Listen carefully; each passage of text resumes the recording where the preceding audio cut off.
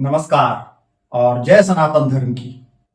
आज हम उस अंतर्राष्ट्रीय कूटनीतिक चक्रव्यूह और राजनीतिक टूल किट की चर्चा करने जा रहे हैं जिसने इन दिनों पूरे देश के सोशल मीडिया और नैरेटिव के बाजार में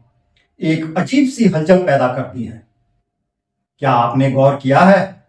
कि इन दिनों अचानक देश के कुछ खास राजनीतिक दलों, विदेशी थिंक टैंक्स और पेड एक्टिविस्ट्स द्वारा युद्ध स्तर पर एक नया प्रोपेगेंडा फैलाया जा रहा है कि साल 2027 में मोदी सरकार जाने वाली है। क्या यह महज एक इत्तेफाक है कि अभी 2 दिन पहले ही कांग्रेस नेता और नेता प्रतिपक्ष राहुल गांधी ने एक बंद कमरे की बैठक में यह खुलेआम भविष्यवाणी कर दी कि 1 साल के भीतर यानी 2027 तक नरेंद्र मोदी को सरकार से हटा दिया जाएगा। आखिर इतने सुनियोजित ढंग से एक ही समय पर भारत से लेकर वॉशिंगटन और यूरोप तक इस बात को क्यों प्रसारित किया जा रहा है कि 2027 में मोदी जाएंगे? क्या इस भ्रामक नैरेटिव के पीछे कोई बहुत खौफनाक और हिंसक साजिश छिपी हुई है, या फिर यह हताशा में डूबे विपक्ष का अपनी हार को छिपाने का आखिरी पैंतरा है? ऐसे में यह जानना बहुत ही दिलचस्प होगा कि अपने देश ही नहीं बल्कि दुनिया के जाने माने, प्रतिष्ठित और प्रमाणिक 12 टॉप ज्योतिषी एवं भविष्यवक्ता इस बारे में क्या कह रहे हैं। इस पूरे मामले को ज्योतिष के चश्मे से देखने से पहले आइए सबसे पहले धरातल की वास्तविक राजनीतिक और वैश्विक स्थिति को बहुत ही संक्षेप में समझते हैं। अगर वास्तविक स्थिति पर नजर डालें तो इस समय भारतीय जनता पार्टी और प्रधानमंत्री नरेंद्र मोदी का ग्राफ केवल देश में ही नहीं बल्कि पूरी दुनिया में रिकॉर्ड रफ्तार से ऊपर जा रहा है। खुद ग्लोबल मीडिया और अंतर्राष्ट्रीय रणनीतिकार चीख चीख कर कह रहे हैं कि पश्चिम बंगाल और असम के ऐतिहासिक चुनावों में मिली प्रचंड जीत ने देश के वैचारिक भविष्य पर लगे सारे शक संदेह हमेशा के लिए दूर कर दिए हैं। आने वाले समय में देश के जिन 7 राज्यों में विधानसभा चुनाव होने जा रहे हैं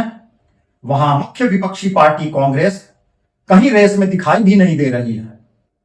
जबकि भाजपा इतनी सुदृढ़ और अजेय स्थिति में खड़ी है कि इन 7 राज्यों के नतीजों के बाद नरेंद्र मोदी पहले से कहीं ज्यादा शक्तिशाली और अदम्य महाशक्ति बनकर उभरेंगे।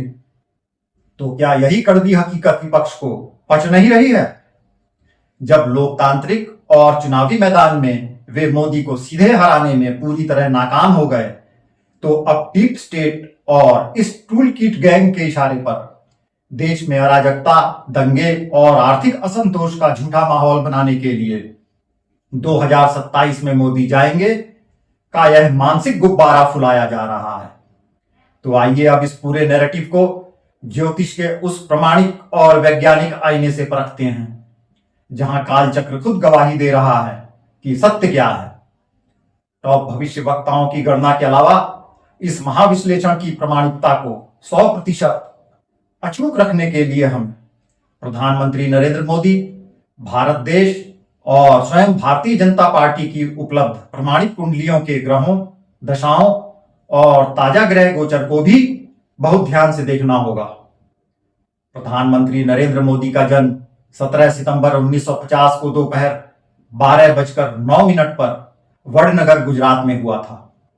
उनकी कुंडली वृश्चिक लग्न और अनुराधा नक्षत्र की है, जिसका लग्नेश मंगल स्वयं लग्न में बैठकर एक अत्यंत दुर्लभ और शक्तिशाली रोचक महापुरुष राजयोग बना रहा है, जबकि उनके दशम भाव यानी सत्ता के घर में बैठा शनि उन्हें अटूट प्रशासनिक क्षमता देता है।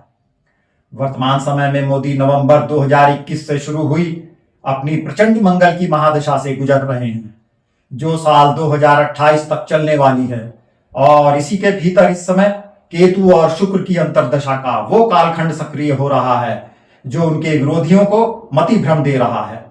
इसके साथ ही 15 अगस्त 1947 की मध्य रात्रि को जन्मी भारत की वृषभ लग्न की कुंडली और 6 अप्रैल 1980 को स्थापित हुई भारतीय जनता पार्टी की मिथुन लग्न की स्थापना कुंडली के ग्रहों का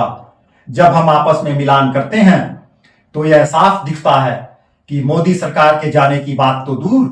2026 का अंत और 2027 का वर्ष भारत को वैश्विक महाशक्ति बनाने का समय है,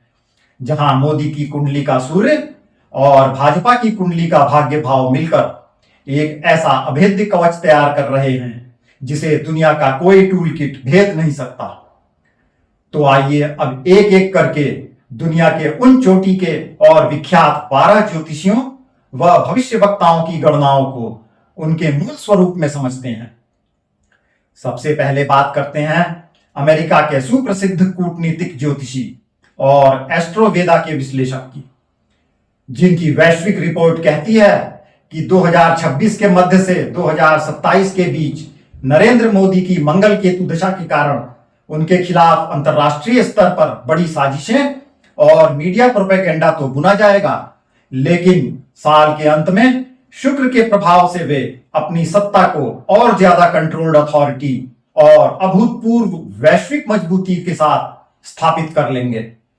दूसरे नंबर पर ब्रिटेन के नामी ज्योतिषी जेम्स टेलर का विश्लेषण है, जिसके अनुसार पश्चिमी मीडिया भले ही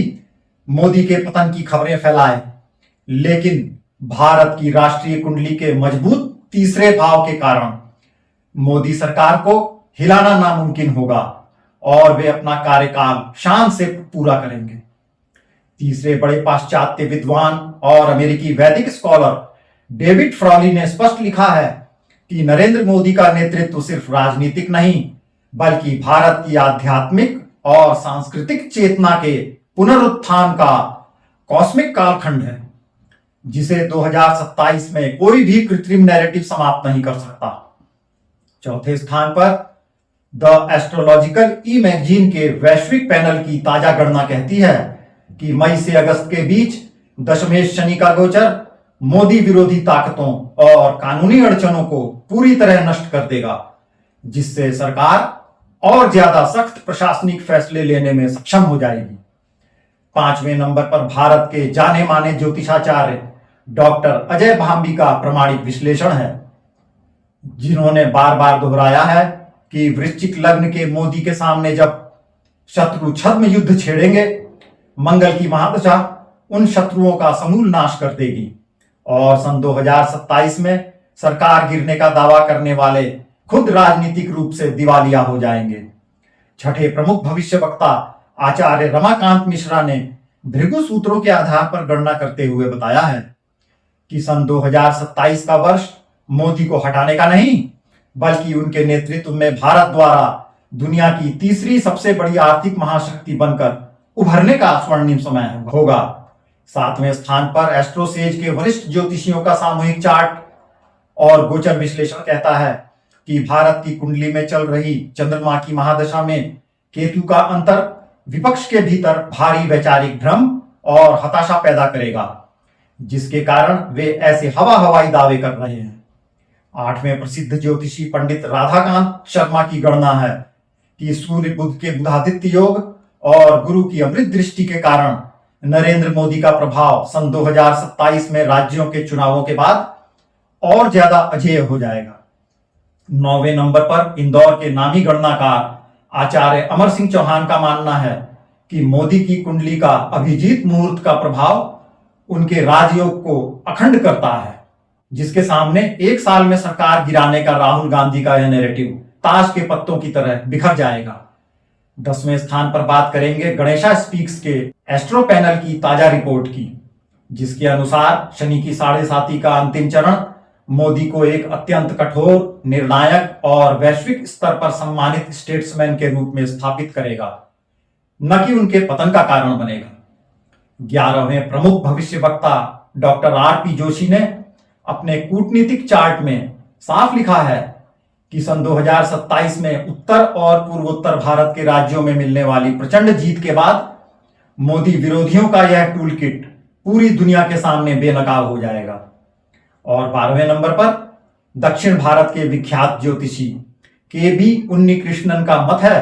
कि ग्रहों का गोचर यह साफ दिखा रहा है कि सन 2027 में मोदी जाएंगे का यह नैरेटिव सिर्फ और सिर्फ जनता को गुमराह करने का एक फेक डिजिटल एजेंडा है, जबकि हकीकत में नरेंद्र मोदी का राजनीतिक साम्राज्य पूरी तरह अडिग रहने वाला है। इन सभी 12 चोटी के राष्ट्रीय और अंतर्राष्ट्रीय ज्योतिषियों की सामूहिक गणना का निचोड़ यही है